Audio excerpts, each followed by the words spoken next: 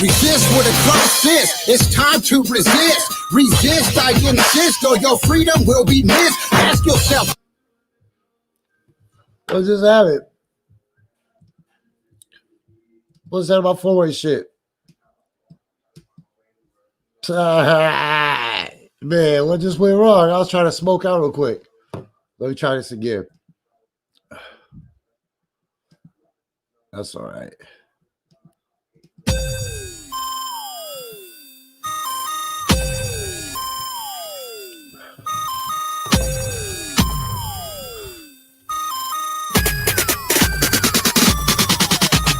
Resist with a closed fist. It's time to resist. Resist, I insist, or your freedom will be missed. Ask yourself, why the world government on everybody's shit list? It's cause you know we've been dissed, and we got a right to be pissed.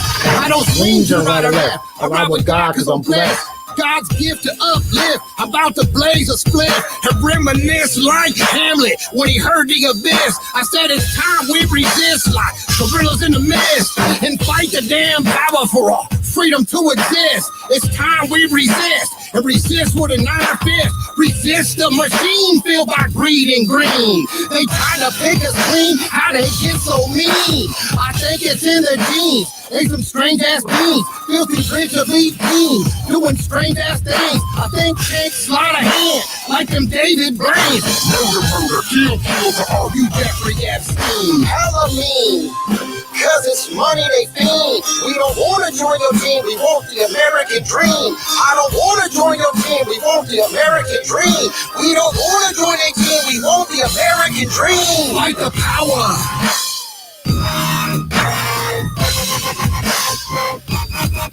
Fight the power.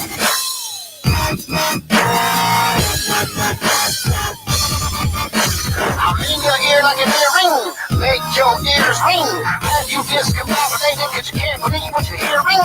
Make your ears ring. Make your lips sing.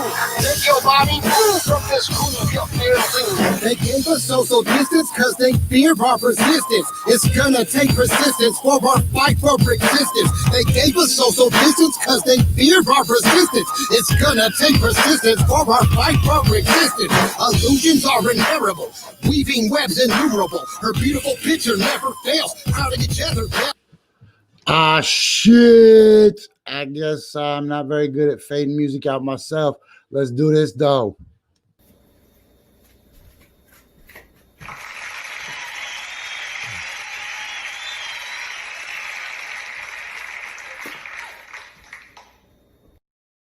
And then this one time.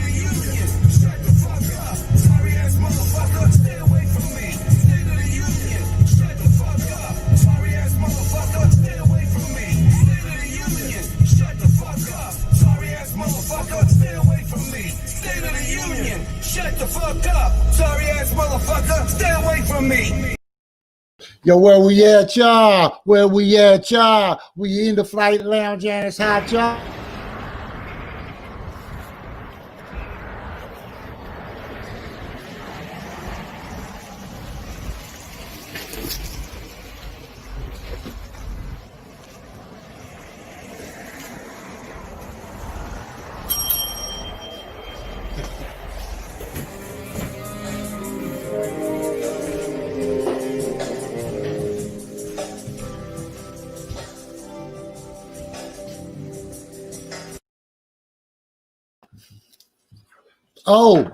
Oh, hi there. What's up, Marty? What's up, Fida? I see you, Jimbo. What's up, Devin? Good morning, party people. This is Coffee and Bong Hits with Jessie, but sometimes it's pipe hits with Jessie. Sometimes it's pin hits with Jessie. Here's the question, man. Who is still smoking cigarettes? As I woke up this morning and laid in my bed and hit my nice little smoke Nord. Just took that wonderful nicotine, breathed it in. Started my day. The first thing I said to myself was, oh my God, what about all those poor people who got to get up, go outside and smoke a cigarette right now? Oh, I feel so bad for them. Man, could you imagine back in the day, somebody was like, what do you think of the forest fire, Bill? And Bill was like, I really like the forest fire. I like the way it feels in my lungs. I like the taste. If only there was like a convenient take-home package that I could just keep a little forest fire right there when I just want it directly in my freaking mouth. This is Coffee and Bong Hits. I'm going to explain to you what's happening with our social media and how I ended up back over here, which to me, this Facebook page is like the bazaar in Egypt when Indiana Jones is trying to run from those guys and you just got to keep tipping over little carts and you're running. It's a madhouse. I'm added to groups I don't know. There's people I don't remember. There's a lot of people who have changed the election, the world, the coronavirus. And I've forgotten how many people I've had to distance myself from. So I had to spend several hours last night just trying to make it a tolerable place for me to hang out. So, yeah, shout out to my anxiety of being around giant bazaars. This potentially could reach a lot of people, and that irritates me because I like to keep my show sucker free, but who knows what's going on when you expand to that's the cool thing about doing the radio show for the 5 Radio XL. You'll give it up for the 5 Radio XL real quick. What do you get when people don't like me on the 5? They can just they have to email Balico, and trust me, you do not want to email Balico. Okay, there's a couple things we're going to go about talking about today. The first one is, you guessed it, Rudy Giuliani. How do you know that? Because we talk about Rudy Giuliani every day on the damn show. Vince, my man. Yeah, now it's a fucking party. God damn it, I made it 7 minutes.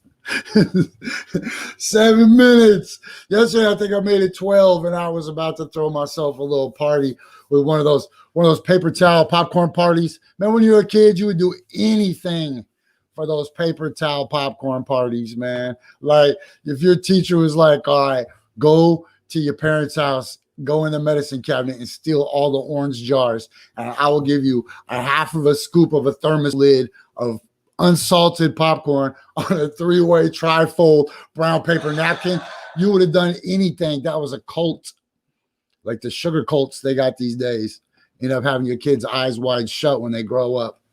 And one of those weirdo cults where the paintings got eyeballs and people just looking at each other through the eyeballs of the painting. We're going to go hard on Rudy Giuliani today because we always go hard on Rudy Giuliani, because I've been trying to tell you guys for years that Rudy Giuliani is the linchpin of all this. Now, there's 2 things that Rudy wants you to believe this week. Rudy wants you to believe that when he was out shopping for a special Christmas present for his grandson, he stumbled upon an old curio shop ran by an old Asian man who sold him a mugwai that lived in a box. And inside that box with the mugwai was Hunter Biden's laptop with incriminating emails. That's one thing he wants you to believe if you're that dumb. The second thing he wants you to believe is that Borat is not the coolest, and that Kazakhstan is not the #1 exporter of potassium and uranium. Have I ever told you guys how much I love Borat? Do you know that about me? My show is just built around my love for Borat and my love for edgy shirts like this one. This is Hip Hop Stands Up. Speaking of edgy shirts, making edgy political statements, you should go to standupandfightback.bigcartel.com right now. Go to standupandfightback.bigcartel.com. Tell them Large Marge sent you. Use the promo code Coffee and Bong Hits. Get 10% off your entire order. That'll be great. 10% off your entire order if you go visit our friends at Stand Up Fight Back. Also, make sure that you are messing with Fuck 12 News, because Fuck 12 News is firster, liver, and localer. And we're doing big shit with that. I also want to remind you guys that, as always, we are down with the movement. Hey, yo, it's Jessie Sponberg. I'm rocking with the movement. You can too. Every Sunday night, 10 p.m. only on KBOO, KBOO 90.7. And when people are like, damn, Jessie, you built quite the machine. How did you build an Iron Man suit? I'm going to tell you. Renting space in cyberspace, renting an apartment from Zuckerberg is no safer than renting an apartment in Portland, Oregon. Your rents keep going up, your accommodations keep going down, the neighborhood keeps getting worse. Well, all of you should be doing is going and getting yourself a nice little condominium that you own or a little piece of land in cyberspace so that your product can really exist on its own. And then you can still leave your real estate and go dabble with the commoners, right, in social media, but you can always come back and they can never take it away. So for that, check out my man Alex at Total Market Exposure. Yo, did you hear that? Check out my man Alex at Total Market Exposure. Also, what I need you to do is go to urbansurvivorman.com, because that's where I spend all my time right now. urbansurvivorman.com. That's me. You can catch clips of the show. You can catch hikes. You can catch my trip.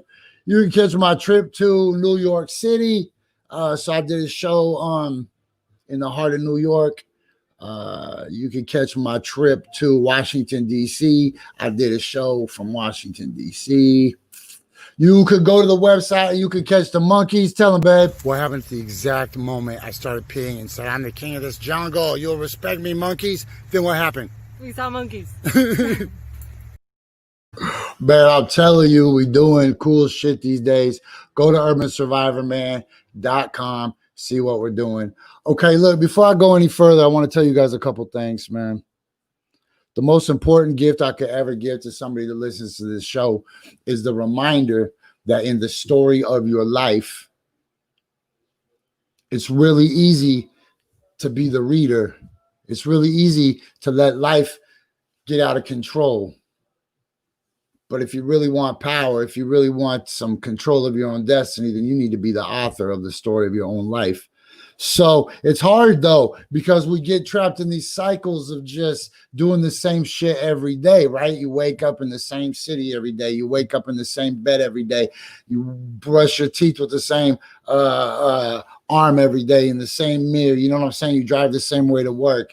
And one of the best things that happened to a lot of people was the coronavirus absolutely disrupting their patterns and letting them shake out of the matrix real quick, right?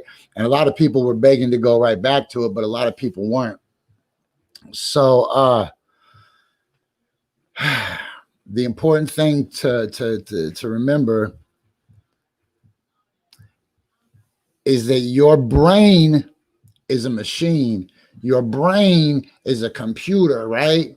Your mind is the programmer. Your mind is the driver. Your mind can jump through time and space and go here and go there and do anything it wants. It's your mind. It lives with your imagination, right? It's not bound to these mechanical laws. But your brain, on the other hand, your brain is like a car or a microwave or a fancy washing machine, right? It responds to stimuli, and it responds to impressions, and it responds to commands. So what I want you to do right now, exercise with me. Imagine that your brain is a Volkswagen Bug, and you are sitting inside it. But circumstances, the status quo of the world, all the regular things have created a situation where you're mostly looking out the window of the passenger seat of your own life. Remember, there's only two ways you can live at any moment. You can either be making decisions which affect other people's lives, or other people can be making decisions that affect your life. So climb out, physically take your mind, climb out, open the door of your brain, get out, walk around the back of your head, climb in the driver's seat of your own brain with your mind. Buckle up, look around. You have the steering wheel, you got the horn, you got the window cranker for crank them. You control the windshield wipers. You control the heater. Lean your seat back. Do whatever you want. Lay on the horn. But if that's where you keep your brain throughout your day, and just remember that you're in the driver's seat, you're going to have a lot better chance against some Hall & Oates played, right?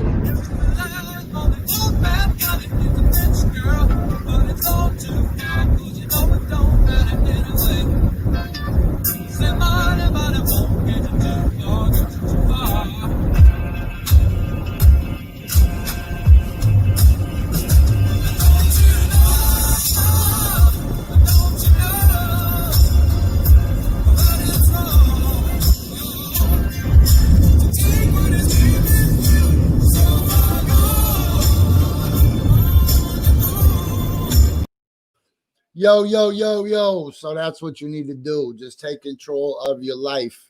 And whenever you are feeling a little out of control, whenever the world seems like it's moving fast, just remember you are the author of this crazy video game called life.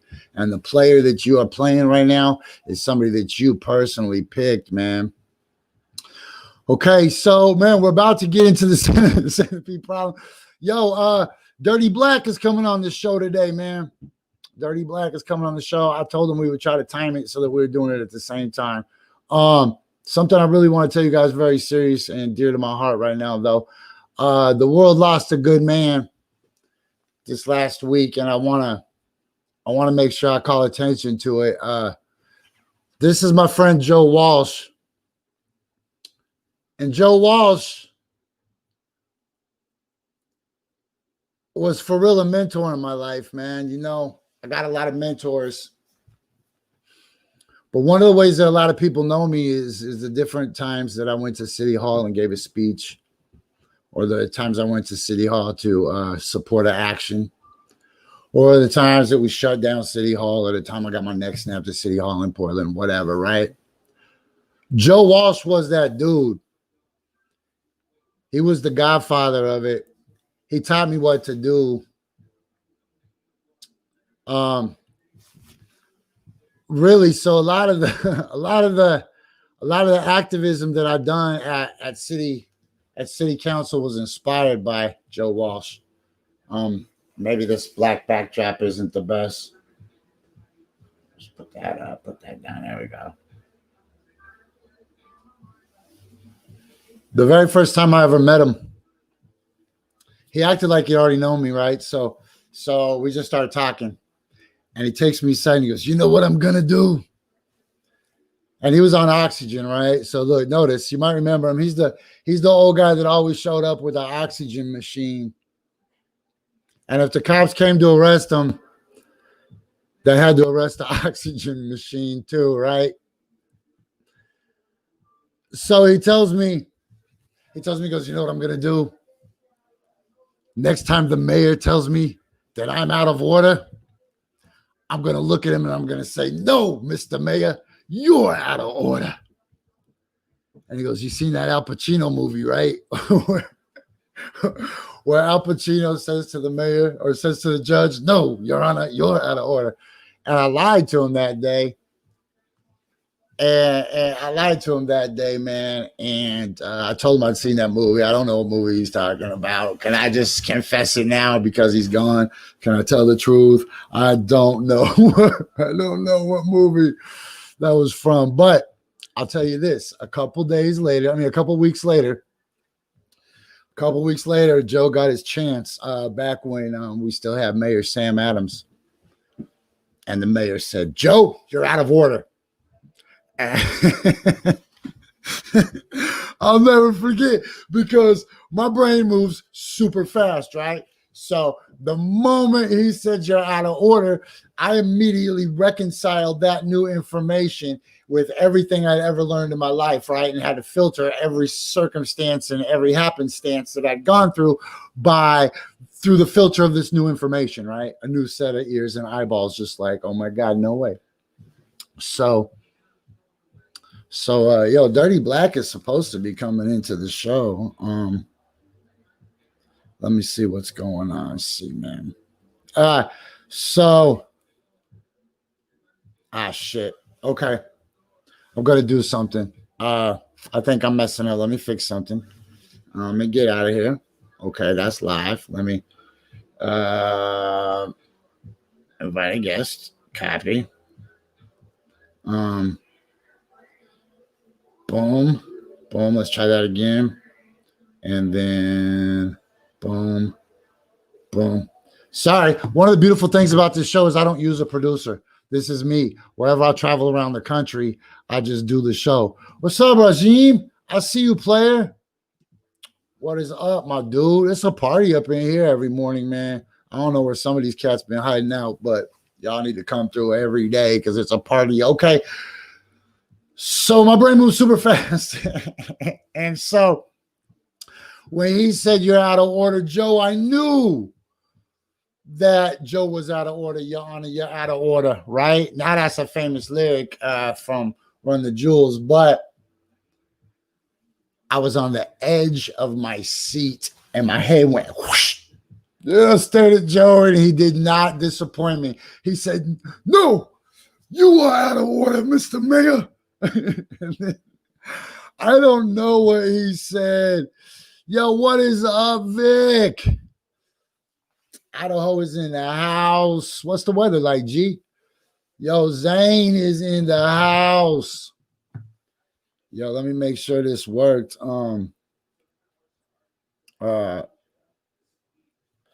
Okay, we got a guest coming at man, we got a good surprise guest coming in at the top of the hour. Okay. Zane is in the house. Did I already say that? Elvon is in the house. Damn, it's a party real quick. Okay, let me see what happens if I click this. Am I going to the right one? We will know in 5 seconds. 5 seconds. Elvon, we need to get the drone up. We need to get the drone. Yeah, this is the right one. Okay. So, what's up, Sarah? Good morning, good morning, good morning to you. Man, Raji, tell him yourself. Ladies and gentlemen, hold on, we'll give you a good one. Right there, hold on. Ladies and gentlemen, tomorrow at the Big Legrowski downtown, my man Rajime, he ain't sorry. He ain't sorry. Hey, you know what?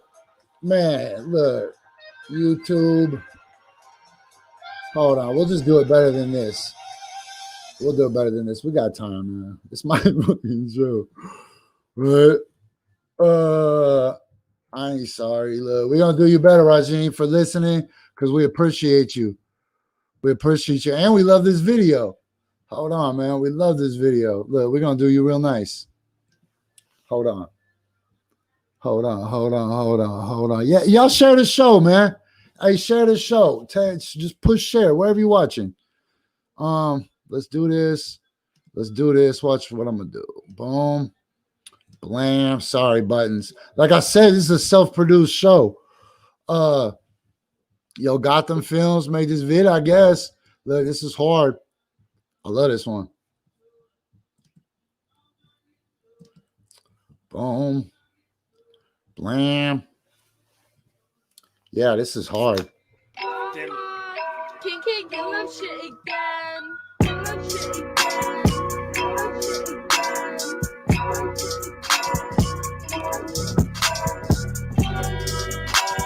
How's this, bro? Is this the kind of promo you came for? Is this the kind of promo I built an Iron Man suit for? Here you go. My gift to you, player. Plug your shit, play your video, tell your friends. It's almost a movement like The Movement, which is on every Sunday night on cable. What? Hey, I don't got a shoot, I got shooters. I know I'm cooler than the cooler. I know this way you keep your alcohol. I know that I'm out the bar. All of my niggas is savages. Mean up the bone like some scavengers. I know that them fly, I got passengers. I love Jesus Christ and Bible passages. My girl so fly, she have a Merlin. She love the majesty like Merlin. And the boss like a Laker, Irvin. Should've kept it clean like this detergent. So shit, I done let the cat up out the bag. I get naked and let the dick out the sack. Let it breathe, get some air. Baby, please, I'm already there. Decadent creamery everywhere. I represent me, it's a love affair. Smelling the trees, it's a buzzing here. Can't be down with the team if you weren't prepared.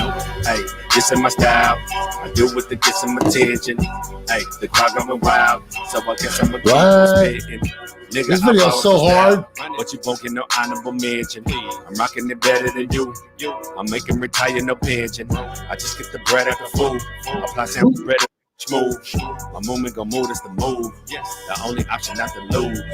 Hey, never been scared, you ain't prepared. I ain't sorry. Your breezy clearly walked the ass over here. I ain't sorry. Mad cause you think I ran out with your beer. I ain't sorry. You tripping cause you think I stole your career. I ain't sorry. Hey, you ain't feeling me, no apologies. I ain't sorry. Hey, sorry not sorry. Hey, I ain't sorry. I don't even feel that bad, my nigga. I ain't sorry. Give no fucks about your ass, my nigga. I ain't sorry. You got options, nigga, choose. We keep it popping like a tool. Or your bitch pussy hole in my crew. Colder than the ice under a luge. Whipping the wheel and I come for the deals. Collect the cartel in the building still. Y'all popping the pills. Ask your girl how it feel with my cock in the grill when I drill for real. Job on numbers, hell no feeling still. Cause she wanna stack high to sell a wheel. For a killing, she prepared to kill a meal. Crash a plane, blow up a building when it's real. As real as it gets off the real to real. But we don't fuck with that, it's all digital. My cash always max, never in the mill. I put that on the max and it tracks a bill. Northwest, southwest, northeast, southeast. I'm a beast. Federal indictments for the rap sheets. For the rhyming, you know they can catch me. You can catch me all up in the pursuit. Cause it's my time, a nigga, I done pay dues. They watch my movements and study how I move. But I'm out there doing like none of these dudes. Hey, damn, man, that shit is just so hard. That's real hip hop, man. What you, man? Yeah, man. Hey, man, stay humble, G. That's why I love you, cause you just always just, man. Game recognize game and respect gets respect, man. Maximum respect. Hey, let's slide up out of there real quick. Let me bring you back to this. Okay, this is my right. All right, what are we doing? Yes, man, get at my man Jimbo. Yo, Jimbo got the dopest camera in town. And he's got the eye for the shot. Like any robot can have the fanciest camera in town. But can any robot get that shot? I think not. Hey, let's do this real quick. Yo, y'all don't know what time it is. Oh, you don't be sneaking off. You trying to sneak off? Yo, I'm back with you, man. Man, my bad. Look, we just caught you. I got you a little thing, but it ain't gonna work like that because your camera's straight up and down. So now your new name's Ertlak. Is that how it works?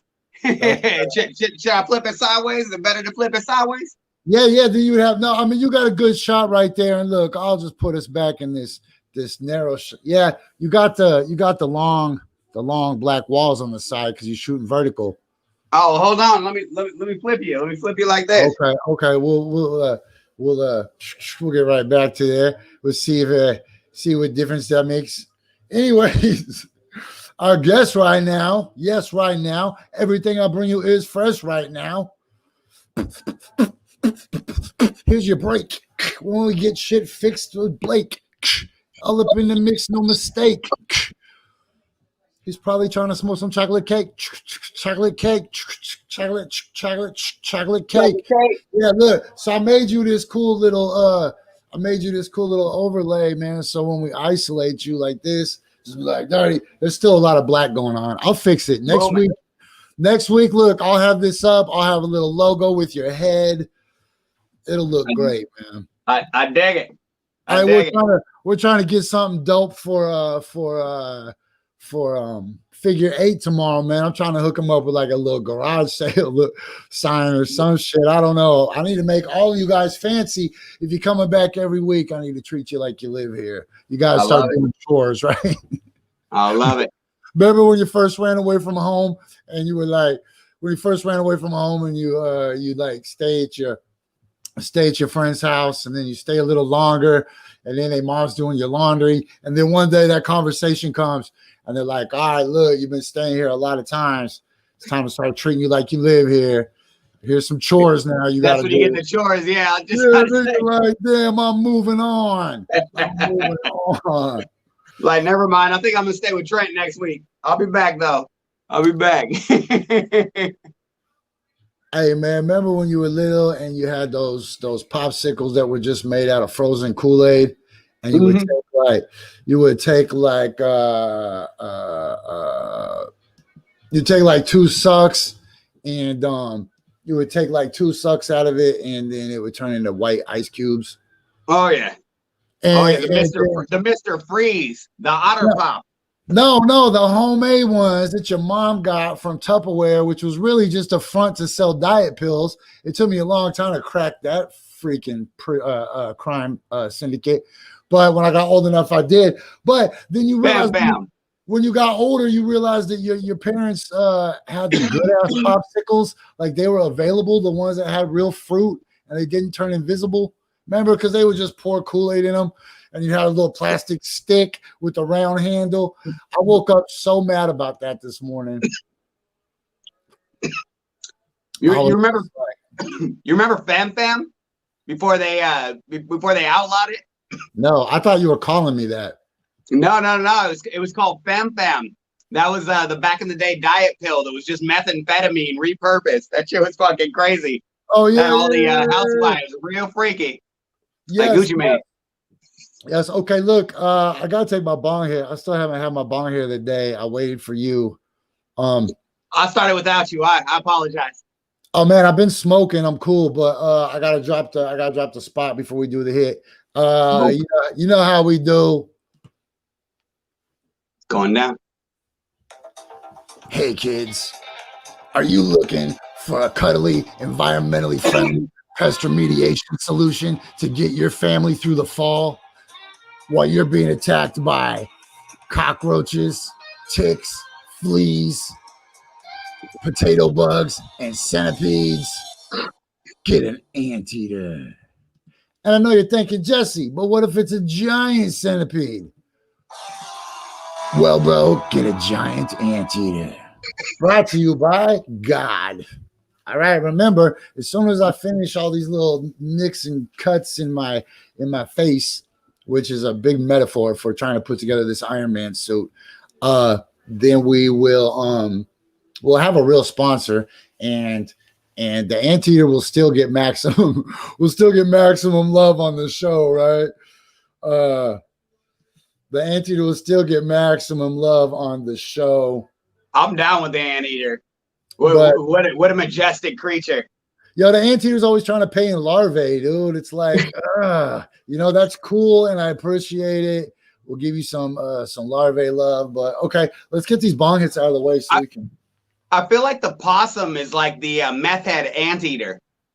He still goes after the same stuff, just a little bit smaller, looks a little scragglier, might not want to run into it in the streets. You feeling me on this?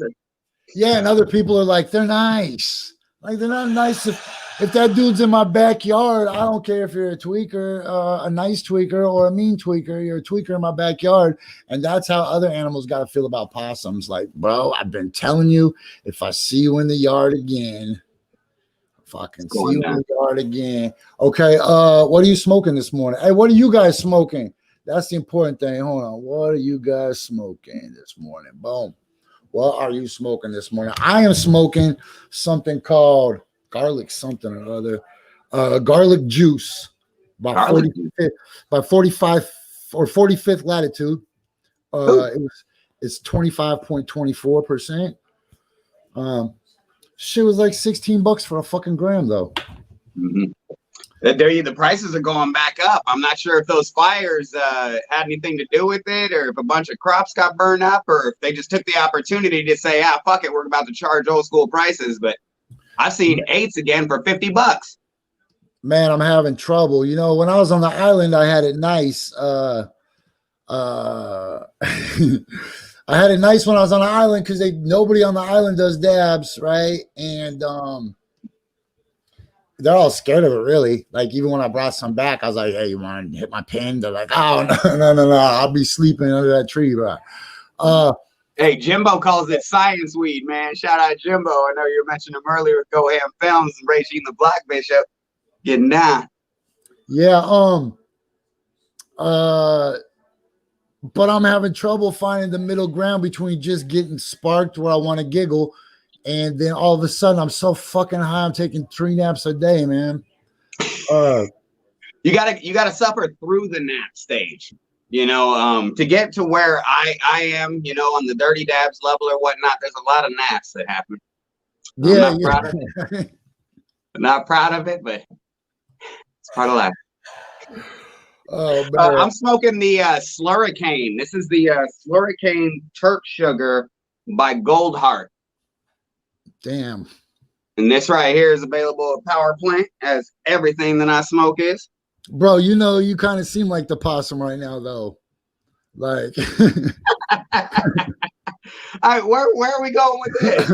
I just called him the meth head of the anteater, so I don't know where we're headed, but I like it. Let's go all the way. You just pulled out this little slab. You're like, all right, Marty got the lemon royale. Let us know. Let us know. I really do care because I'm always like, oh, okay.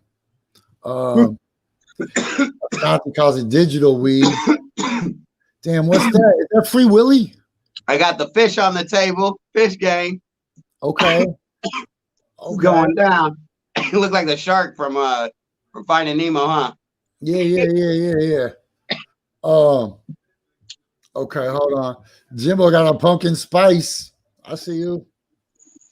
Oh shit! Let me take mine real quick. He went all the way fall on it with the pumpkin spice. All right, hold on.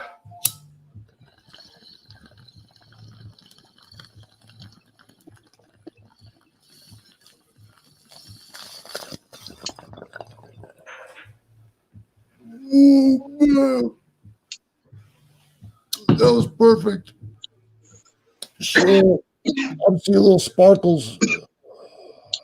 Don't you love it when you get an actual really good hit?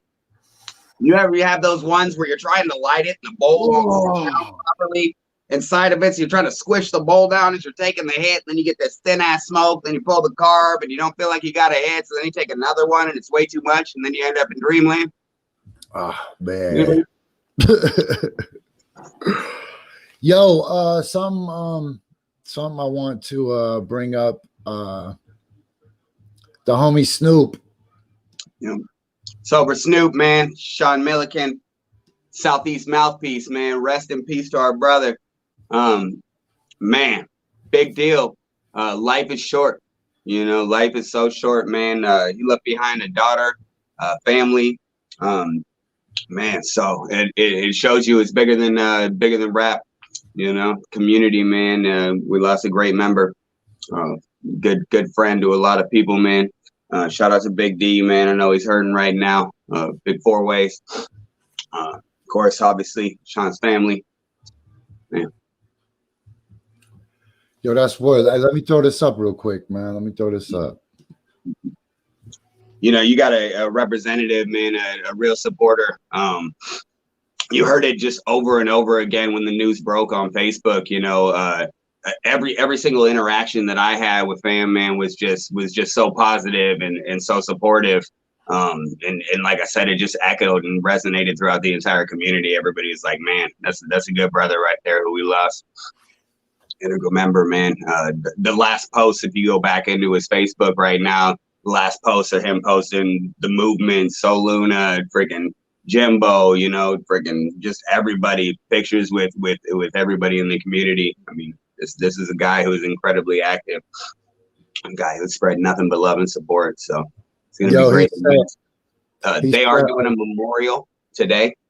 Let me snag actually the information on that real quick. Okay.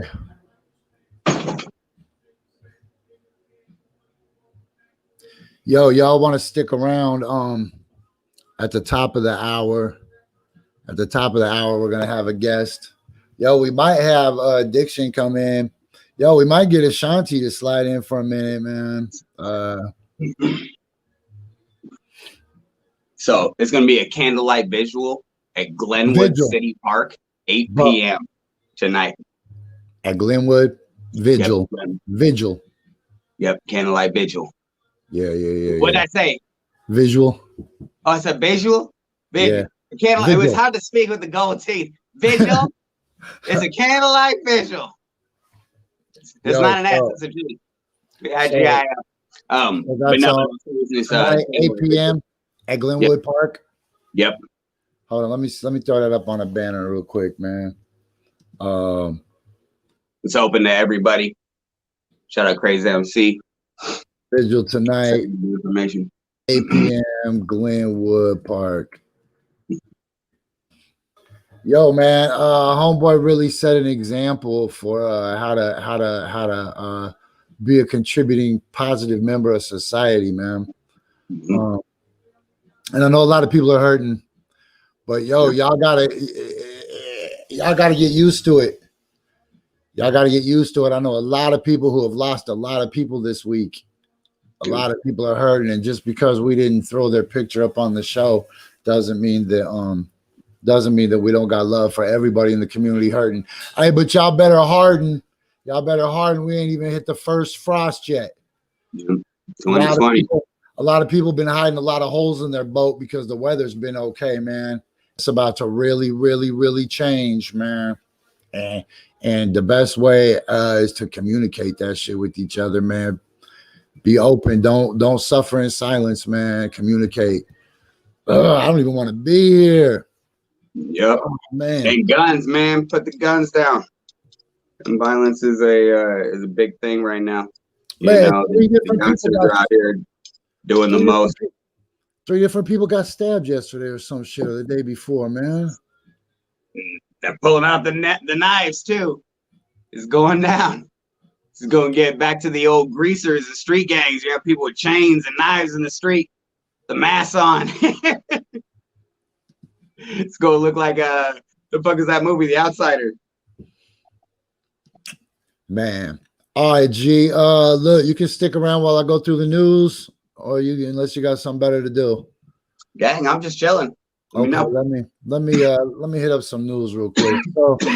So on the top of my radar right now is okay. Hold on. First, I got to put up this disclaimer so that people know. All right, guys, it's time for my news, not your news, because your news is usually freaking stupid. And my news is brought to you by Fuck 12 News, because we're firster, liver, localer, on the scene, and we vet our news. So be on the lookout for that. And as always, I encourage all of you to move all of your operations all of the way off social media. Get your own spot in cyberspace. You could do like we do with Wolf Blitzer. That's the infinite Wolf Blitzer Infinite. You know, the final form. My guy. Oh man, I forgot to tell you guys. There's a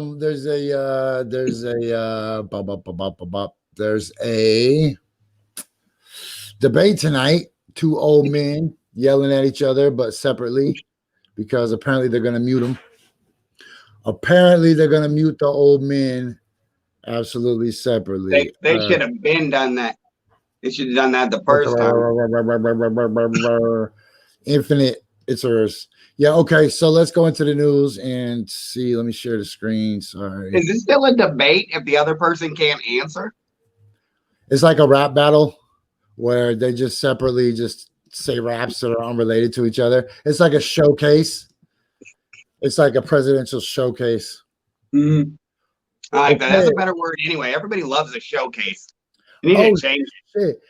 Hey, did you see Obama crush Trump yesterday? Obama. No, what did he say? Man, he went to Philadelphia and gave a speech and just was roasting Trump. I gotta check that because he's a classy roaster. He won't just come out and get you. He wasn't even talking like Obama. He was talking like Obama that I'd smoked a blunt or two. Let me find it real quick. We can shit. This is my show. We can do. I would. I wasn't sad. I was just disappointed. Disappointed. Obama's you don't want an Obama. Okay. Obama speech Philly. Obama Philly. Let's see what comes up. You don't want an Obama. Okay. Obama. Oh shit! They're trying to make me watch my own show. Wow, that's crazy. Okay, there we go. Here we go. Oh man, this looks like it's gonna be a long one. Let me switch up real quick. Boom, I got to switch the switch screen again. Whoops, I just shrunk you. Sorry. My bad. Hey, do you guys think that when that guy punched Rick Moranis in the face, it was because he heard that he shrunk those kids? And it was like save the children. You know, it might have been over Ghostbusters. I've been thinking about it a lot. Oh, I love him in Ghostbusters. But you know, it might have been because of Ghostbusters. Watch, Obama's about to chop him up. I think he's high.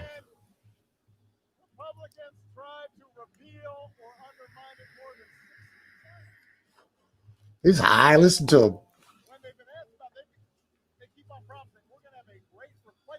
Can't I hear it? I can't hear it. Hold on. Oh, maybe that's my bad. Hold on. Can't I hear it? I can't hear it. Hold on. Oh, maybe that's my bad. Hold on.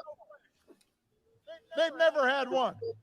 Instead, they've attacked the Affordable Care Act at every turn, driving up costs. Can you hear? Up the uninsured. Now they're trying to dismantle your care in the Supreme Court as we speak, as quickly as they can, in the middle of a pandemic, with nothing but empty promises taking place. It's shameful. The idea that you would take health care away from people at the very moment where people need it most. What is the logic of that? There is no logic. Joe knows that the first job of a president is to keep us safe from all threats, foreign, domestic, or microscopic. When the daily intelligence briefings flash warning signs about a virus, you can't ignore, you can't be AWOL. Yo, man. That's why we're not going to do Obama's whole speech, but could you imagine Joe Biden's on his way in to go have a rap battle right now against Trump? That's why we're not going to do Obama's whole speech. See, look what you did, man. You fixed that? Yeah, I can't hear myself now. Okay, we're good. Sorry, let's just bloop bloop bloop bloop bloop bloop bloop. Okay, let's go back and see what Google caught out. Okay. So meet Kristen Welker, moderator of the final 2020 presidential debate. Let's just, out of respect, you know what? If it was a dude, I'd be like, I don't give a shit. I can't hear anymore. What? I'm having technical difficulties. Kristen Welker is a White House correspondent at NBC News and the co-anchor of Weekend Today. Okay, that's all I needed to know about her. I hope that she will be better than the other people that we had. And the last two moderators, their names. Oh, shit, we just lost them. Okay, hold on. Boom, let's bring them back. Are you back? I'm back. Whoa. Yeah, you're back. Okay. All right, hold out. Yo, so I got a dope interview coming right at the top of the hour, but I ain't going to tell anybody who it is until it shows up because I don't like being that dude. Oh, I'm excited. Right. I only like to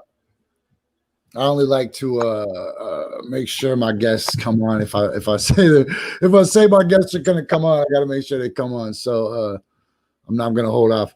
Okay, so yeah, it's a huge mistake to mute Donald Trump's debate mic. You know what Trump is gonna do without the microphone is he's just gonna go to his body language shit that he always does, right? He's gonna go. That's the one I really hate. The one where he just nods his head over and over again. Oh yeah, yeah. Mm-hmm. So man, he's coming and he's going and he's coming and he's coming back. All right, let me just go back with the news and we'll figure out what he's doing in the meantime. Man, you guys know that all of this is. Oh my God, did you guys see this one? Iran may be behind Proud Boy emails. Early voters could outpace. That is so stupid. That is so stupid. That's like the equivalent of getting a phone call about your car warranty. And they're like, was it really the Proud Boys? Was it Iran pretending to be the Proud Boys? Is it to make the president look bad? Is it to make the president look good? Yo, the only people that it makes look bad are the people that were alarmed by it. Because those are the same people that go and follow through when they get an email that says the IRS is going to send the police to your house if you don't go and send them a green stamped money transfer from MoneyGram for $2,500. And then they call the police and then it ends up on the news. You're the same people. But here's the weird thing is those people are usually fucking Republicans, right? Democrats don't usually fall for that. So that's a little weird. I think it's, okay, so it looked like it was one layer of fake. Then it was like, ooh, plot twist. It's not the Proud Boys. It's Iran. So that's a double plot twist. Then the triple plot twist is, what if it's not Iran? What if it's just people pretending to be Iran, pretending to be the Proud Boys? And then it's like, oh shit, that's levels. But the truth is that it's going to dominate the debate tonight. And so look for the moderator to really try to pin down the president on his views of, on this show, we're not gonna let you pick apart our words and say whether or not somebody's white supremacist. So we just use the phrase white extremist, right? You're a white extremist. You're a nationalist extremist. I ain't racist. Bro, we're not even having that discussion. You're a white extremist. You associate and cohabitate in spaces with racists. You dress like racists. You drive your truck in a row with racists. So I'm just going to call you a white extremist, so that way we don't get distracted, right? There's no way that you can't at least accept the identity of white extremism, right? Which is incredibly dangerous. Those ideals are incredibly dangerous. So moving on, I expect the president to be grilled on that tonight. You know, let me tell you guys one other thing about the president real quick. And I read it right before it came on the air, but I read it in two decently reliable sources. So I think the president got his Twitter password guessed and therefore his Twitter hacked earlier this week. And you can find that article if you go looking for it. I'm not going to source it, but it's in a couple places. And I found it twice before I had to leave to do the show. I know I should be like, why would you have a show where you can't bring that up? And I could just type right now and you guys could watch me type, but I don't need to do that. So anyways, they're giving the dude that started that forest fire east of Eugene, they're giving him 10 years in freaking jail, and he has to pay restitution. That is the dumbest shit in the world. It's like that boy that has to pay restitution for the gorge or any. First of all, how do you even put a price tag on a forest? And then second, what kind of mockery of the justice system is that to be like, well, he didn't get his ass whooped like he should have. You want restitution? Let everybody that likes a tree go whoop that dude's fucking ass real quick. Whoops. Sorry, youth groups. I didn't mean to swear right there, but I get passionate about trees sometimes. There's no restitution. Like, bro, you owe $42 billion to who? Multnomah Falls? To ODOT? To the Forest Service, to Kate Brown? Who does it? You'll never get that money. So what does that mean? You're gonna work some crummy job and you're gonna get your paycheck garnished for the rest of your life? What good is that gonna do? That's so stupid. If you set a forest fire, you should get your ass whooped. I'm talking whooped, like sit in a chair while people just punch you in the jaw, whooped. And then maybe people will be more careful how they fuck around in the woods, right? They got forensics now. They could track you down. I could track you down 10 years ago. Remember that story where I tracked down that lady because she had that receipt where she ate it Old Chicago and she had the calzone with the artichoke and she signed it on the bottom. And I was like, okay, let me take that name. And then I went back to Facebook and I tracked her down on Facebook and I hit her up and I was like, you litter bug. And I blasted on the internet and her boyfriend ended up being the real life Undertaker that drove the Harley with the stick out arms. And he was like, I'm going to kill you. And I was like, bro, you could try to kill me.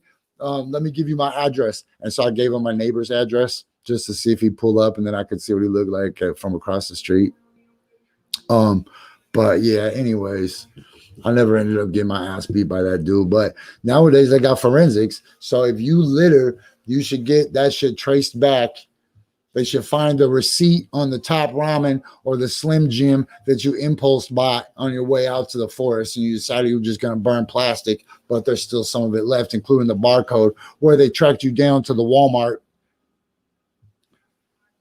And when they find you, whoop your ass. I mean, just mop you. Just like stomach punches, old school stomach punches, like Nobody does those anymore. Old school stomach punches. Okay, man. So man, we're at 5 minutes till, but I think I'm gonna push through because I think there's gonna be a nice I think there's gonna be a nice surprise in it. We'll give the nice surprise until 11:10 and see how it works out. Um, um, yeah, I don't even know. Man, I don't even know if we're gonna get the guests. So, anyways, man, let's check on what Dirty Black's doing. What are you doing over there, man? Damn, I'm just smoking. You know how we do. What are you doing? man, A little forest fire action, huh? Trying to inform these people. Y'all know what Ted Wheeler's trying to do right now? Yo, Ted Wheeler right now is talking about possibly giving the Portland Police Department to the Multnomah County Sheriff's Department and letting Chief Reese, who's now Sheriff Reese, but who used to be the chief of the Portland Police, and way back in the day when I used to sell acid to the Vatos at the Crip House, Chief Reese, well, rest in peace, Tracy. Chief Reese was the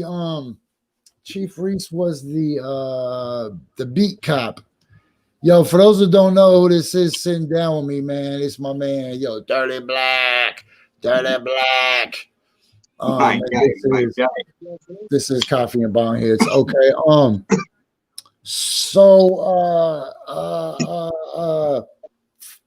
Chief Reese would just take over the entire police department because you know what's happening is Ted right now must be terrified that he's about to lose that election, right? Yeah. And, yeah. He's on the ropes. And so the police control Ted, right?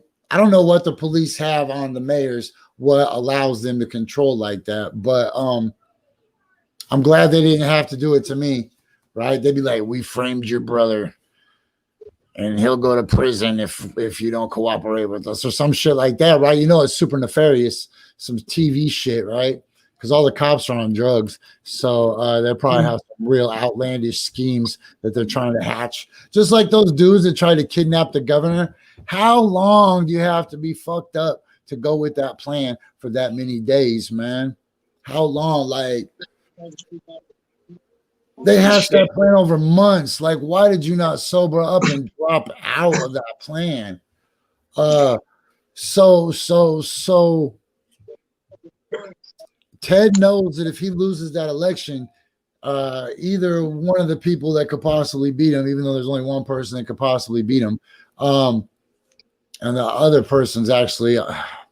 What do you think about the write-in votes that are happening? Do you think that that's going to have any effect on Ted possibly being able to overcome this? I do. And I'm only going to speak on it because you asked me, but yeah, every vote that's not for Sarah is a vote for Ted. Yeah. Period.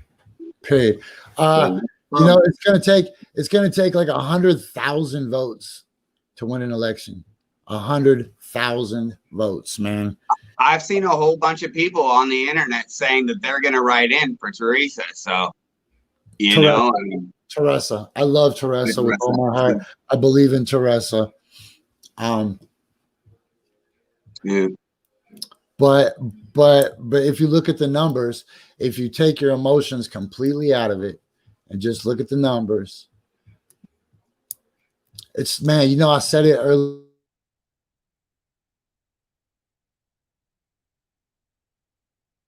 I'm frozen again?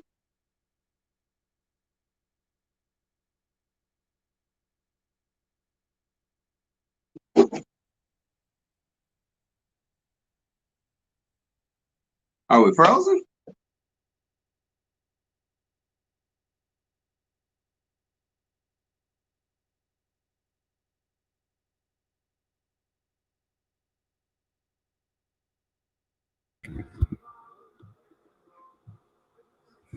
Okay.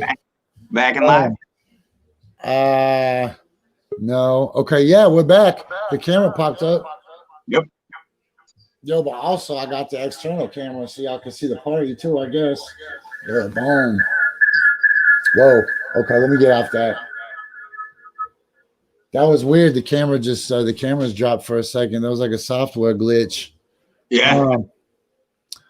Okay, but yeah, I mean, if you take the emotion out of it, if you take my personal feelings out of it, if you take all the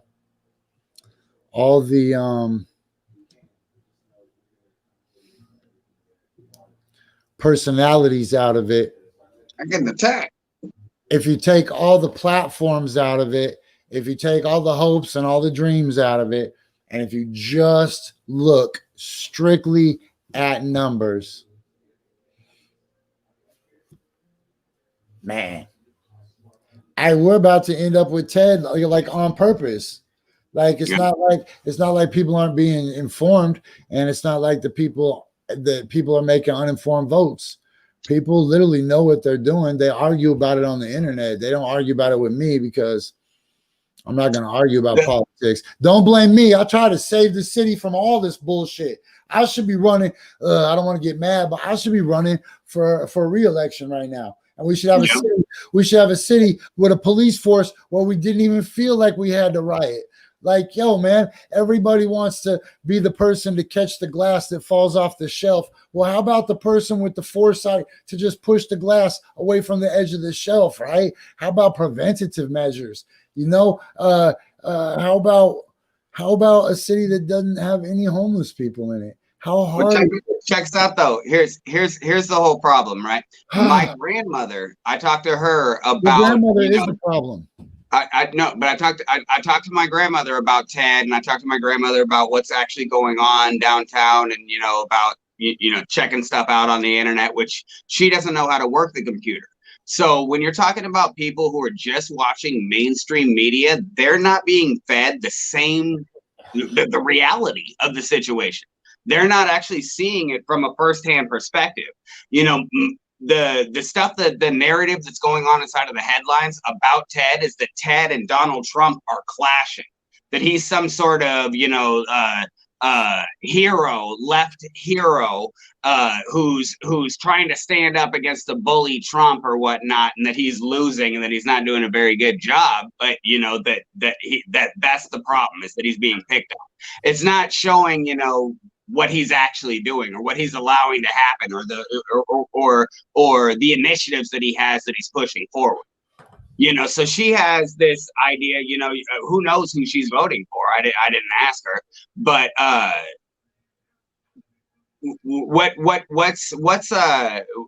what's to say that people aren't going to vote for him not knowing how he actually is or what's actually going on in the streets? And that's where we have to that's what we have to be fearful of, is that he has the campaign money behind him. He has the paid advertisements and endorsements and the stuff that's going on inside of mass media behind him, where not everybody knows, who to vote for. Yeah, Ted's smart in that sense that he spends his money and he spends his comments for an audience that's like not even the people that are standing right in front of him, like he'll talk like right over our heads and like lie to our faces. Like, who is he talking to? Who is his message for?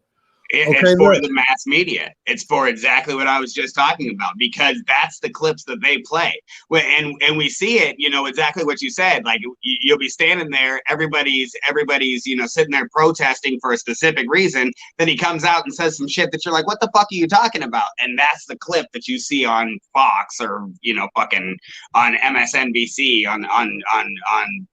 when they're pushing the narrative, they're still pushing him. They're not showing the struggle between the candidates. They're not showing anything else. They're showing it like he's a shoo-in to win. Man, you know what they're showing? They keep showing Sarah's skirt. She wore this skirt one day that had all these murderers all over it, man. That skirt is about to become so famous. It was like all these crazy. I didn't see that. We show it. Man, Keep on watch this. Watch this, yo. Look, Sarah Ayana Roan. Look, I bet you if I just type it in and just go to images, even though that's always the slowest thing in the world. Yeah, dude, nothing is ever slower in my life than Google Images. It's so crazy. That's Oh weird. shit. Hey, They look, come back look, look. instantly for me. Hey, look, man, check this out, man. Speak of Sarah, check this out. Yo, Greg, Yo, can you hear me? what are you doing? Yeah. Hey, Dirty, I'm gonna check with you later, G. All right, my guy. All right, What's you can up? you can hang out in the room if you want, or you can just whatever. But I'm gonna pull For you sure. out. I'll be All right. around. I'll keep All a right. camera. All right, bet. Man, What up, how you Jessie? sleeping? Oh, horribly. Man, you look like a dude that's running no. running a historic campaign. Bro, a historic campaign. You in the middle of history. You in the middle of the same world where Borat is fighting Rudy Giuliani and Ice Cube and Donald Trump are in the same tweets. And 50 Cent. Man, you're fighting tear gas Ted, man. It's amazing. I mean, we have the most donors ever in the city of Portland history. And it's amazing with the new open and accountable elections. You can like see a map of where people's donors are, and we're just spread throughout the city, mostly in Southeast and St. John's, etc. And then you see Ted Wheeler's, and it's just big circles rather than a whole bunch of little ones all in Southwest or other cities. So if he were to win, he would have the least amount of donors ever for a mayor to win a race. Who the hell is giving that guy money besides himself? Just rich people. And his wife. Because of the new laws, they can't really give it directly to him. I mean, he has tapped all of his rich friends for the $500 limit, but the thing is, he doesn't even have too many of them left, at least not enough to combat what Sarah has. But what he does have, unfortunately, is a lot. He has a super PAC now. So that's funded with $150,000 from the realtors, tens of thousands of dollars from the Portland Business Alliance, Nike, Portland General Electric. So just like really big businesses are out to he get must have to promise those guys to get that money, you know, when he goes out there with his hat in his hand. Think of the promises and the concessions he's willing to make to get his hands on that money.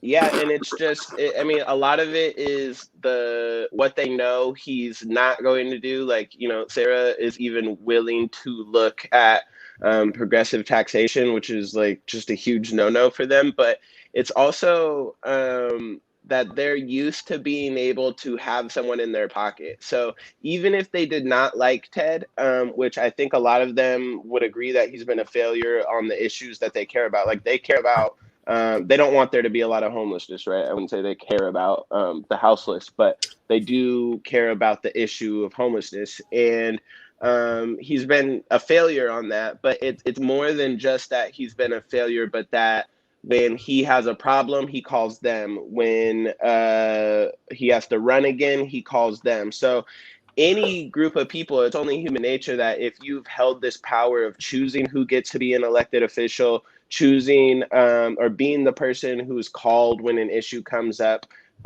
you're not going to want to give away that power, even if you believe that the person who's calling is incompetent or ineffective. That's the same reason that people still support Donald Trump, because he's like the last life preserver of comfortable whiteness that allows people to be in positions that they're not really qualified for, and they would be replaced by a more qualified person from a marginalized demographic. But Trump keeps them there, right? It's like racial sensitivity training and things like that, diversity training. You know, those are disappearing, and people are holding on to that value, even though it forces them to co-sign for some nasty shit. Yeah, so, and similarly, you know, there's a lot of people we know who vote for Trump and love Trump, right? But that's a very small percentage of the people who actually vote for Trump. A lot of the people who vote for Trump are never going to tell you they voted for Trump. they don't have a Trump bumper sticker, right? They're not yelling MAGA. And similarly with Ted Wheeler, we don't have a lot of extremely vocal Ted Wheeler supporters, right? Like you're not going to see a lot of people posting their ballots with a filled in Ted Wheeler circle, like, hey, yeah, like I'm so proud of this, right? You don't see Ted Wheeler lawn signs, bumper stickers, etc. Because the support that he has, they're not proud to be his supporters. But that's not to say that this election isn't going to be close. I think it's going to be incredibly close. You know, a lot of people don't think that Ted Wheeler and Donald Trump are very similar because Ted changed his political affiliation to a Democrat, right? And because Ted like wears glasses and speaks a little more quietly than Donald Trump does, but really they're not much different. And they both really touch the same white base. But the part that bothers me the most about Ted is knowing that he is from Wheeler, Oregon. And everybody who's studied Oregon history knows that all of those coastal towns are influenced by the KKK directly. They're funded by the KKK. They're built by the KKK. The churches, the granges, the stores, the stables. They used to take pictures all over Oregon. And to think that somehow Wheeler, Oregon was able to distance itself from that kind of influence, and yet it's never been talked about by Ted. Ted's never spoken about it. Ted's never publicly disavowed whatever ties. How would we think while it touched Seaside, while it touched Lincoln City, while it touched Newport, while it touched Otis, that somehow that money didn't touch Ted Wheeler? And he's not the generational heir of that fortune, that entrenched up. We just lost Greg. No, there he's back. Man. Do not disturb. No, there you go. You're good. Okay. But somebody messaged you probably. Yeah, somebody called me. Oh man, that happens. That happens to Angela all the time when she's a guest. Okay, hey, let's I don't want to tap dance around this because I was just trying to Google it. Tell me, Greg. Yeah. It's the double question. I'm gonna ask them both, and then we're gonna take each one separately. One, why did Sarah wear that dress? And two, was there a decision that Sarah was going to specifically identify her campaign as anti-fascist?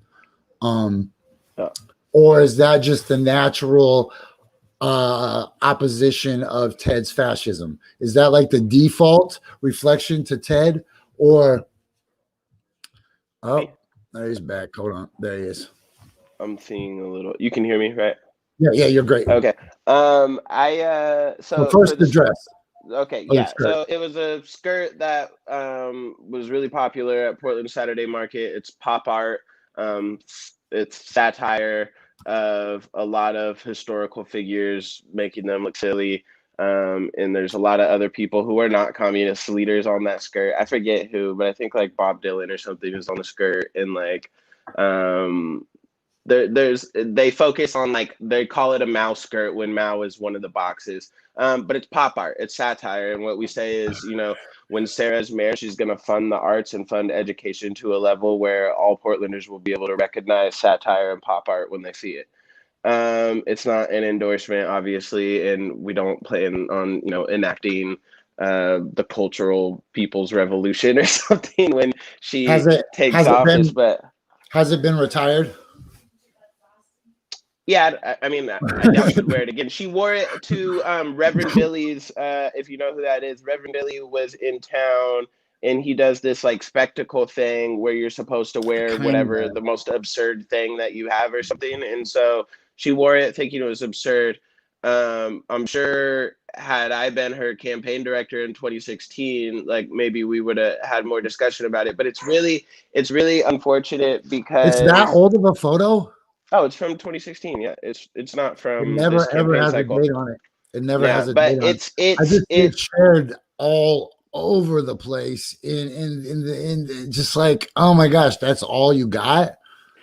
Yeah, that's the thing. It's so unfortunate because Ted Wheeler is literally tear gassing our neighbors, and we're going to talk about Sarah's tweets and skirts. It's just like Ted Wheeler wants us to focus, and it's just like it couldn't be more like classic misogyny, like that we're gonna, not we, you and I, but we as in a city or a people are going to ignore Ted Wheeler's failures and instead talk about Sarah in her own skirt, or that she cussed on Twitter or something like that. Like, this is not the 1950s. Okay, so check Yeah. this out. I don't want you to think that this is that kind of show. No, of course not. I'm not saying you. I'm glad you have me a chance to answer it, because it's so many people, like other places, that there's no platform to really talk about it.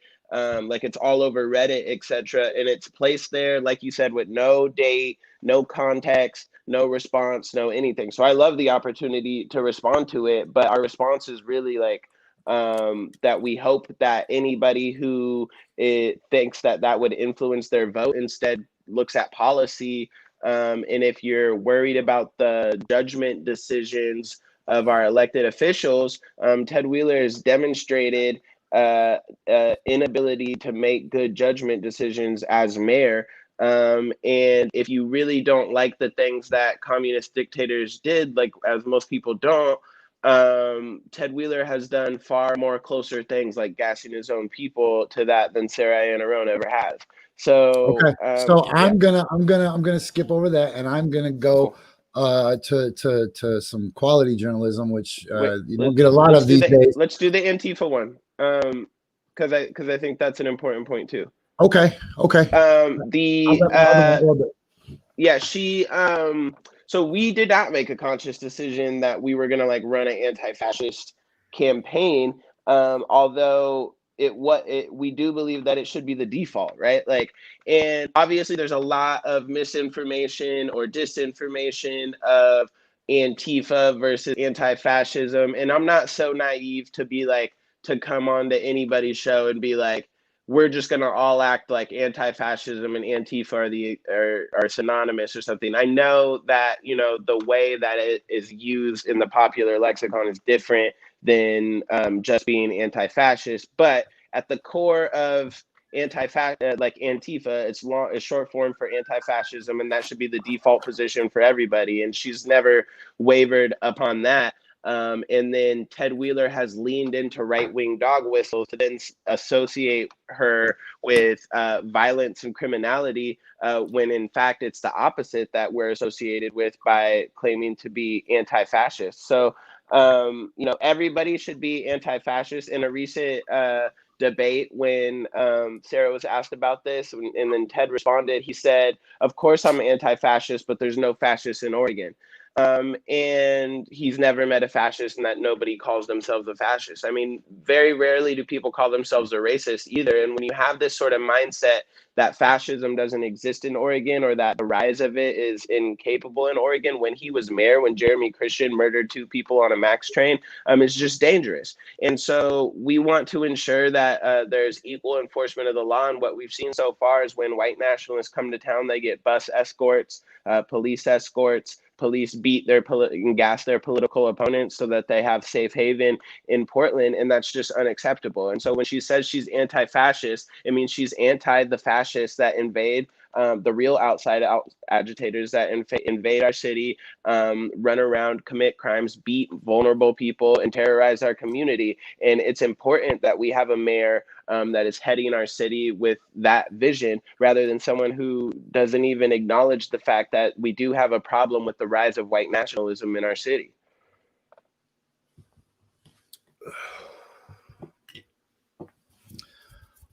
Great answer. So in 2016, the knock on Sarah was completely different. And I think that that entire knock has kind of been forgotten, except for maybe people in the developmental circles, right? And that is that Sarah is beholden to the same outside interests that want to buy up all our properties for investments, and that her partnership with Charlie Hales' wife is still problematic. And, you know, it's only been 4 years and none of that is dissolved. And, you know, a lot of us in 2016 really viewed Sarah as a flawed candidate because of her one, her ties to Charlie Hales, and two, of her ambitions to make Portland so much bigger and global and a leader in all these things. And really, it felt like Portland would be sold out to the highest bidders, and it would really be the nail in the coffin of every last part of Portland, right? Mm-hmm. And I don't want to hear that Sarah was a small business owner as the answer to that question. No, I think this is important too, and I think I'll go with the Hills thing and then go with development. So, I think that there was also sort of misinformation about the closeness that she had to Charlie Hills and Nancy Hills. So Nancy Hills was her boss, right? Like, and we all have bosses. That doesn't necessarily mean that my boss's spouse is then the one putting me up to anything that I do, right? Or that, and you know, Sarah is a very strong-willed person. And that might be one of the reasons why Nancy Hills and Sarah are not, you know, there's been no conversations between the two during this election cycle. And so nobody's telling Sarah what to do. I wish I could tell Sarah what to do more than I can, and I'm the campaign director. Like, Sarah is incredibly strong-willed, and I think that she obviously I don't mean that Nancy Hales is secretly puppeting Sarah's campaign. I would never insult. Okay, yeah, okay, that's fair. I would never, you know, I know Sarah personally, inside the campaign and outside the campaign. She's been nice enough to invite me to lunch a couple times in the past, giving me some really good advice, and I kind of consider Sarah a mentor, really. She says every time that we're on the campaign, when we were on the campaign trail, we had a big campaign trail with lots of people. She said, could we just have Jessie Sponberg in this race? Because that was so much more fun. I want to hang out with Jessie. And she said you were her favorite candidate to be around in 2016. So the development side of things, I think, is important because housing policy is incredibly complicated, and I've learned so much from Sarah about this. But obviously, I will say people grow and evolve. You've seen me grow and evolve in 4 years, right? Like, I talk way differently than Yeah, and so I do think she's grown and evolved, and she also spent that past 4 years really embedded in community, and a lot of communities that you're in as well, just working with houseless folks and stuff. And so I think that perspective is important, especially when compared against her opponent. But at the root of this issue, she really has become a leader in the community, win or lose. You know, that's always one of my biggest criticisms of people that run for office. It's like, you made promises to this community, but it was only contingent on you winning an office. The community still needs you, right? And a lot of people disappear. And I really want to admire and like sincerely say that I see that, and I see you, Sarah, whenever you see this interview. And I'm excited for whatever is on the other side of this. I expect to win, but if she lost, she has built a tremendous platform now. And the opportunities for her to affect change in our community will still be endless. Obviously, we expect and want her to be mayor. But on the development side, so there's a lot of different ideas on how we should address our affordable housing crisis, and I say this separately than our homelessness crisis, right? They're obviously tied together, but they're not just one big thing, right? Like, solving affordable housing doesn't automatically solve homelessness. Solving unwanted camping or people being in the streets doesn't automatically solve affordable housing, right? So when I have this conversation, I'm talking specifically about affordable housing, which impacts people like you and me that are not rich, right? But are in, you know, anybody can be a paycheck or two away from homelessness, but are not homeless, right? So affordable housing impacts our entire community in the way that, and the thing is, I think in 2016, a lot of Portland still hadn't fully accepted that we are going to grow. We're going to have to grow. Like, people are going to come here. And I think in 2016, there was still a little bit of like, stop coming here. Like, this is old Portland and stuff like that. And we do have to think about how we preserve what makes Portland good, without, and what makes Portland different than the rest of the country, what will prevent us from becoming San Francisco, right? Which was also a weird town at some point, and then now is something that is unrecognizable to many, especially those who grew up there. And so I understand the worry, but the fact of the matter is, and this is where we get really into policy and where some people would disagree, is one way that we have to solve our affordable housing crisis is to build. And to build, and then you have two different tracks of how we build. And some people would say, well, the public sector should build everything, and that is ideal, although projects have not historically worked. But if we did it with anti-displacement measures and had enough money or something, like then the public building would be great. But there simply just is not the money to do that at the city level. It can't happen right now, and the crisis is now.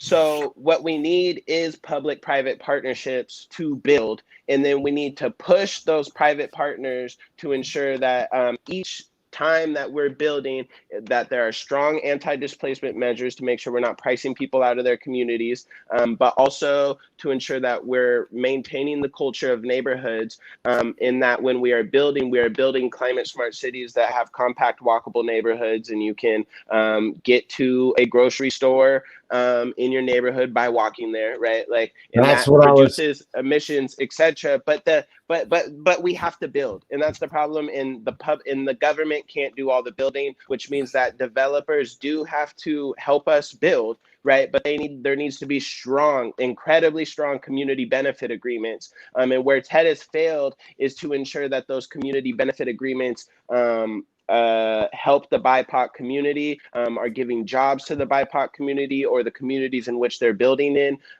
or are using union labor for every single part of the building, right? And so what we're not going to do is things like Ted Wheeler. Like, so if this is the difference, right? And I think people will be like, well, how is that different than Ted Wheeler? Because Ted Wheeler also wants to build. Ted Wheeler ripped out 35 food carts for a Ritz-Carlton.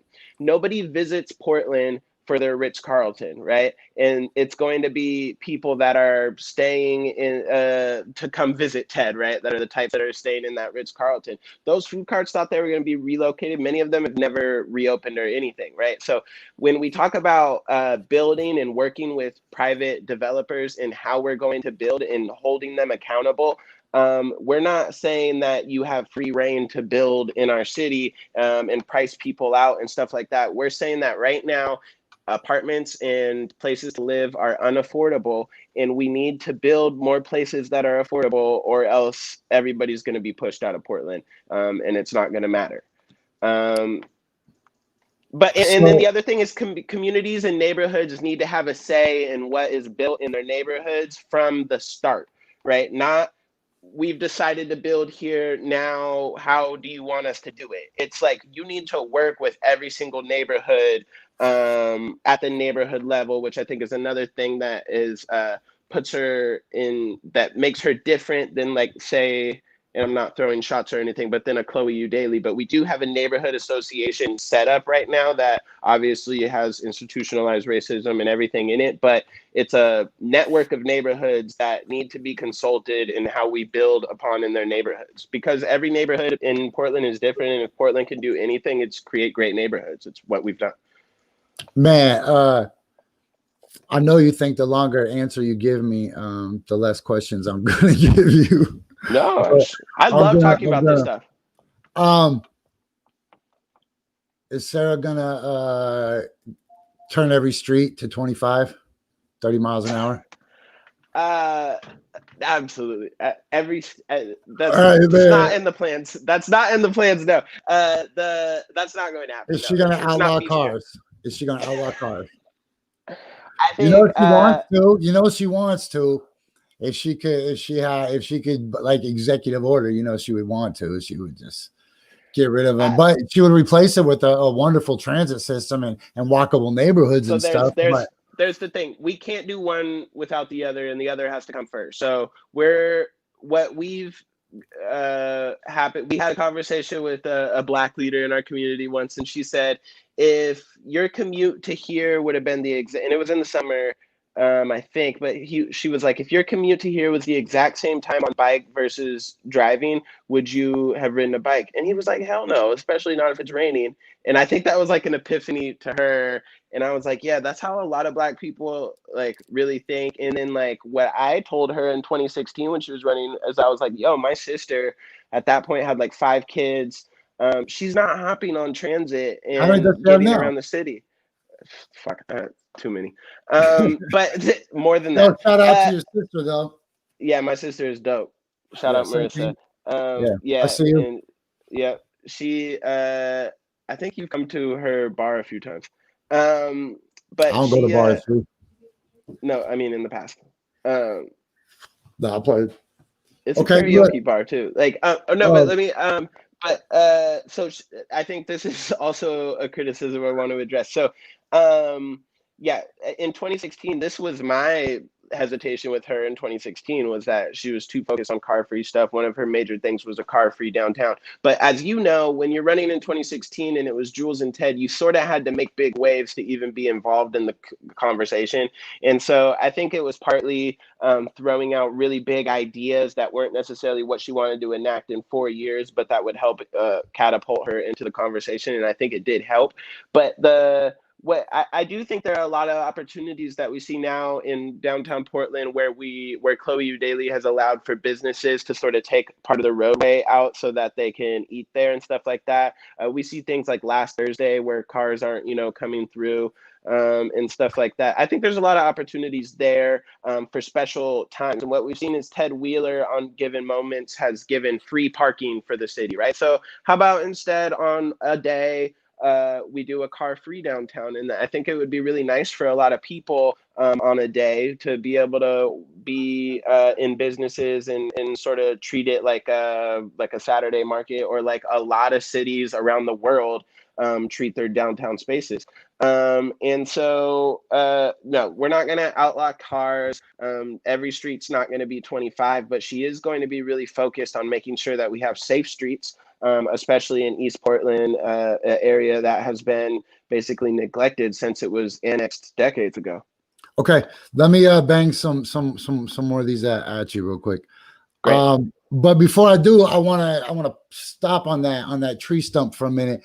I would rather have a visionary that daydreams about a world with no cars, a walkable world with trees and flowers, any day of the week, then I would rather have the descendant of the Onceler as my mayor, or somebody that believes we need to expand freeways, or believes that more paving or more fossil fuel infrastructure is, whether it's Ted Wheeler or whether it's Donald Trump or whether it's a coal mine or whether it's a fracking operation or whether it's the black train cars going through the gorge going up Highway 30.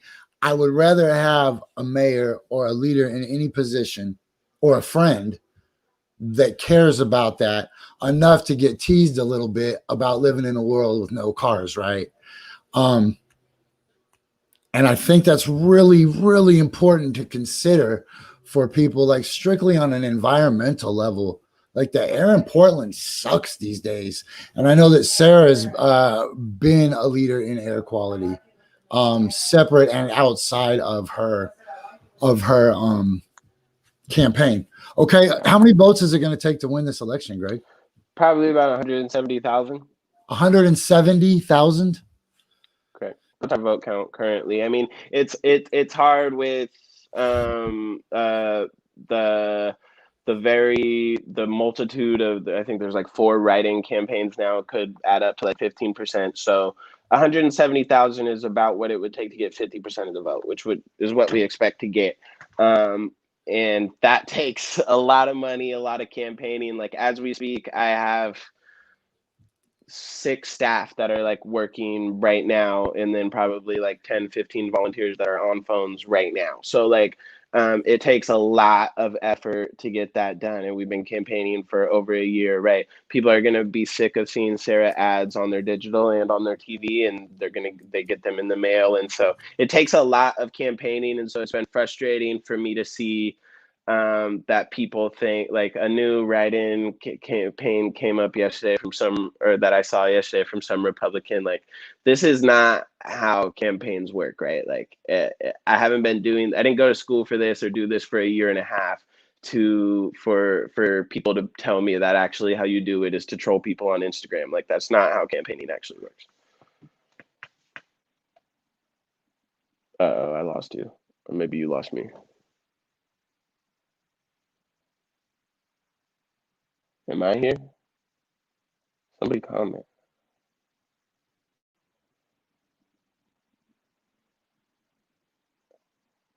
I can't hear you, Jesse. Can you hear me? Now Hold on, can you hear me now? Yeah, but there's two of you. One of you is frozen. Now I can see and hear you. Okay. So my my laptop says that my access is gone. Anyways, we can wrap this up, man. Okay. You just told us how busy you are. Man, you got any thoughts on Chloe versus Mingus Maps? I tend to not like the police union. I'm not. The truth of the matter is, I need for a lot of people that vote for Chloe to vote for Sarah, and a lot of people that vote for Mingus to vote for Sarah. So I'm not. Chloe has delivered on her promises. And I'm not a fan of the police union, and usually the people that the police union pick, they pick for a reason. So that's all I'll say on that, and I think people can make their own decisions, but I'm not endorsing or anything. That seems like a pretty solid no-brainer to me. Hey, Greg, I'm gonna let you go, but first I'm gonna add Diction up in this mix. Say hi and bye to Greg, Diction. Hey, how's it going? Yo, bye. Hey, Greg, Bye. we want to get you on again if we can. I know you're busy, so thank you so much for your time. Let's do it ASAP. Yep, tomorrow, next week, whenever. Yep, I Okay. love it. All right. All right, well, bet. Yo, Diction, what it is, player? Nothing much, man. How you doing? Man, grinding out the long episode today so we could squeeze in that interview with Greg, and then boom, we get an interview with you. That's what's up. Yeah, I only caught a little of the end of that, but that was really that was a great interview. Learned quite a bit from that. Let me drop this man, we're not gonna be able to do very long, but we got to want to have you on for a minute or two to plug the project. Thank you. First though, we need to give you Traffic and Wetter with Pauly Think. Nice. Because you know we brought him on for the real scoop. So now we're doing Traffic and Wetter with Pauly Think, and that should go right here. Yep, thanks, Bob and Kathy. This is the Donny with the Traffic and Weather Report, and I'm reporting live from 45th and Duval, next to some weird fucking tree. I don't know what kind it is, but I like it. Traffic, better, wetter, better. This brought to you by this fucking chudge. Fill up, save up, snack up there. Okay, thanks. Back to you, Bob and Kathy. Blam, you know, we got the Donny Report every week. We got to steal it from Bobby Kathy, but we got it. That's what's up. Yo, that's my guy, man. Pauly Think is a real-life folk hero. Oh man, he's amazing. I haven't seen him in a while since he came through on tour. He's incredible at music. He's a great guy. Yo, man, check this out. Dude was in Texas, found out I was going to Chicago to see a T-Rex, made a phone call for me, and got me and an engineer free tickets to go up in the Fieldhouse Museum to see the T-Rex, man.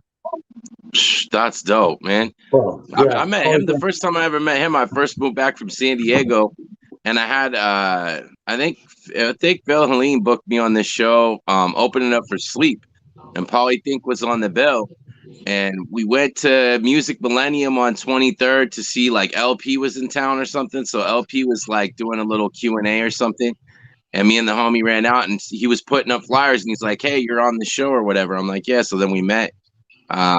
And then we did that show. It was at Bodies. It's pretty packed or whatever, and started to talk to the dude. He's such a nice guy, man. Always rooting in anything he's doing. He's always doing a lot of cool shit, and just a really nice guy. Man, okay, look, I only got you. What up, Blakk Bishop? Man, I only got you for like 2 or 3 minutes, and I can't find your ad, so I'm gonna have to go back to the drawing board and play that plug tomorrow for you. Well, thank you. I appreciate it, man. Shit, how is it not there, man? It's supposed to be right there. Hey, hold on, man. Let me see if I can make it in. You know what, man? Hold on. This is gonna be a tough one. Let me see. Shout out to Regime the Blakk Bishop. I seen him up in the comments. That's what's up, man. Yeah. Boom. Let's see if this works. Hold on. Dude, if this works, dude, peep this. Oh man, yeah. Man, they don't even know. Look, this show is this the realest shit? Okay, watch.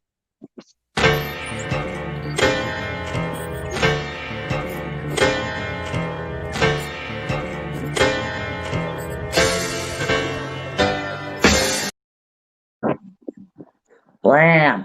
Yo, shouts out to Bosick, to the homie Packer Brown at Bosick Films. He's that's a clip from the video that he shot, you know what I mean? So are you in it? Yeah.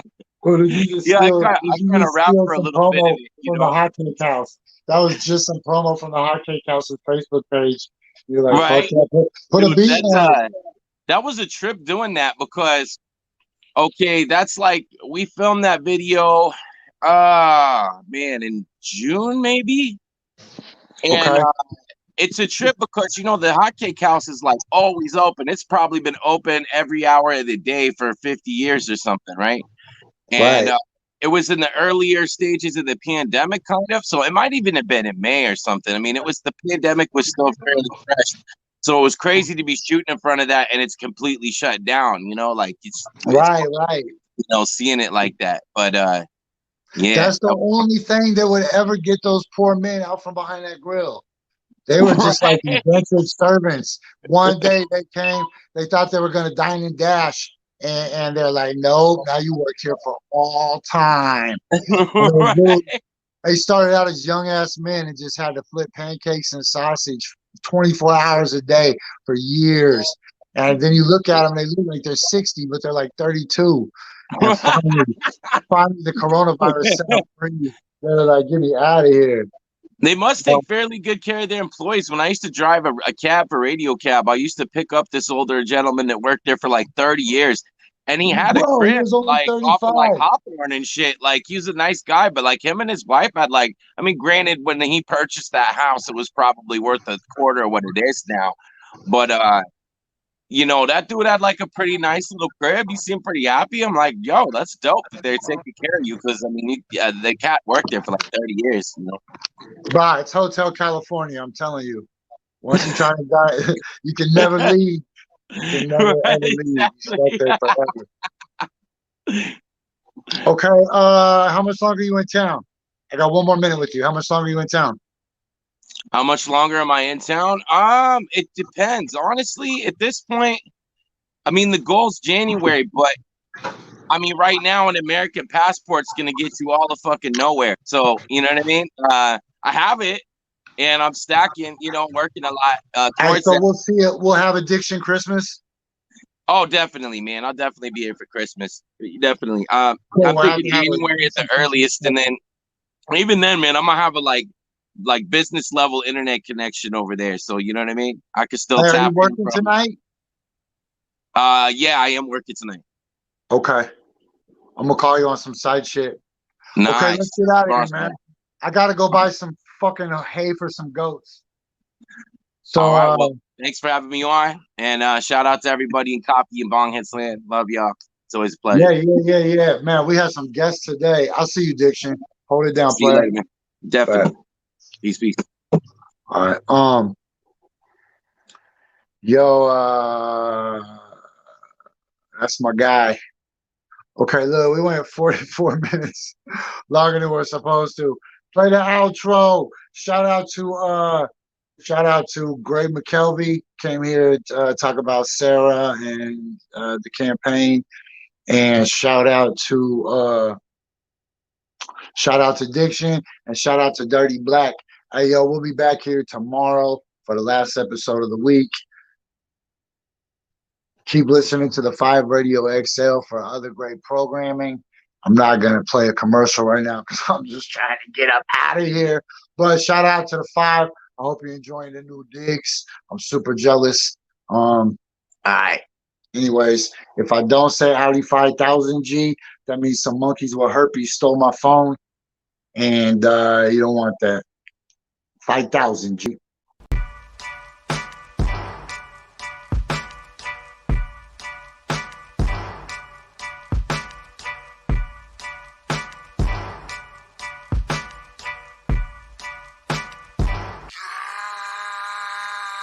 Pull up in motorcades.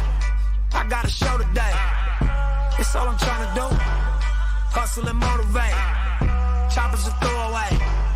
Hustle the overweight.